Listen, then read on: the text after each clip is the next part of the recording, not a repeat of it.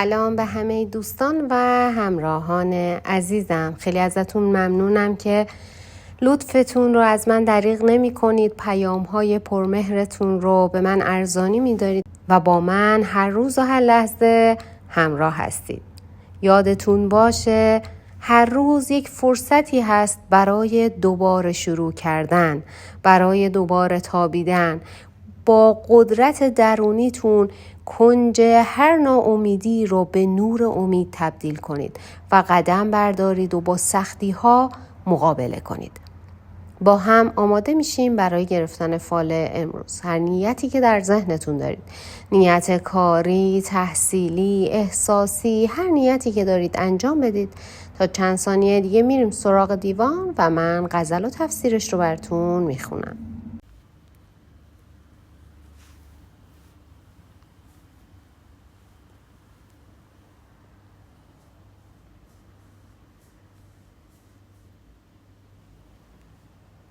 خب دوستان، اگر نیتاتون رو انجام دادین با هم ببینیم حافظ امروز چطور ما رو راهنمایی میکنن.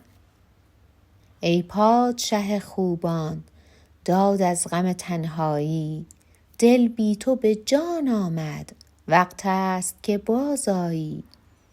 دائم گل این بستان شاداب نمی ماند، دریاب ضعیفان را در وقت توانایی. دیشب گله زلفش با باد همی کردم، گفتا غلطی بگذر زین فکرت سودایی. صد باد صبا اینجا با سلسله می رقصند، این است حریفه دل تا باد نپیمایی. مشتاقی و مهجوری دور از تو چنانم کرد، که از دست بخواهد شد پایاب شکیبایی. یا رب به که شاید گفت این نکته که در عالم، رخساره به کس ننمود آن شاهد هر جایی. ساقی چمن گل را بی روی تو رنگی نیست، شمشاد خرامان کن تا باغ بیارایی. ای درد تو هم درمان در بستر ناکامی، وی یاد تو هم مونس در گوشه تنهایی. در دایره قسمت ما نقطه تسلیمیم، لطف آنچه تو اندیشی حکم آنچه تو فرمایی. فکر خود و رای خود در عالم رندی نیست، کفر است در این مذهب خودبینی و خودرایی. زین دایره مینا خونین جگرم میده، تا حل کنم این مشکل در ساغر مینایی. حافظ شب هجران شد، بوی خوش وصل آمد، شادیت مبارک باد ای عاشق شیدایی. به به به این غزل.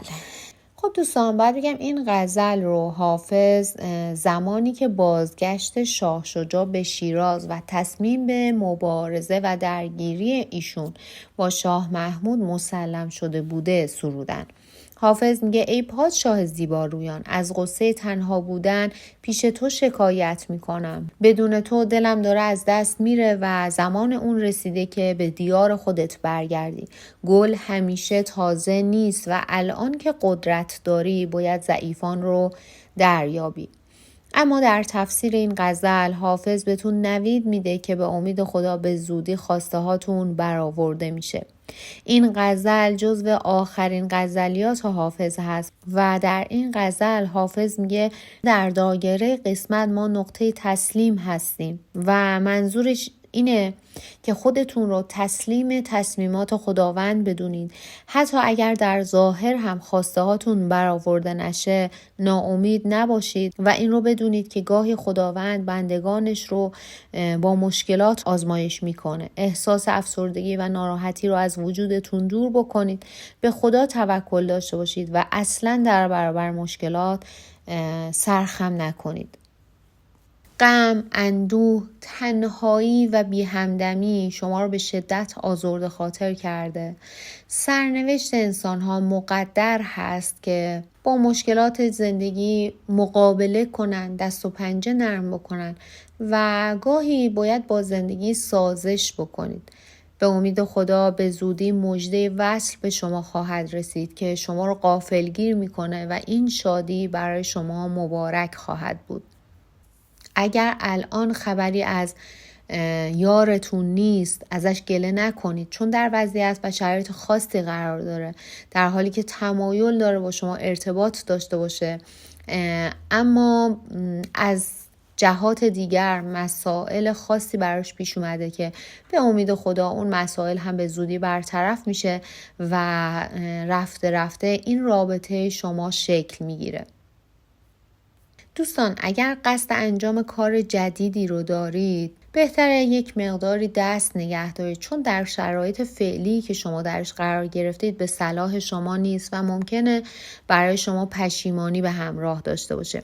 در کار فعلیتون باقی بمونید، ادامه بدید بهش، با تلاش بیشتری رو به جلو برید، چون موفقیت هایی در این مسیر برای شما اتفاق میفته و جای ترقی و پیشرفت برای شما داره. زمان خوشی و شادی هم فرا میرسه، فقط بهتر صبور باشید، حوصله داشته باشید و سختی های راه رو تحمل بکنید. حافظ توصیه میکنه که راز دلتون رو پیش هر کسی بازگو نکنید و مراقب حسودان و رقیبانتون باشید در راه رسیدن به کاری که در ذهنتون هست. دوستان، اگر نیت فرزند داشتید، باید بگم فرزند شایسته‌ای در خانواده شما متولد میشه و زندگی شما دچار یک تغییرات مثبتی میشه. اگر نیت ازدواج داشتید، باید بگم ازدواج براتون اتفاق میفته و از همسری خوب و زندگی آرامی برخوردار خواهید شد.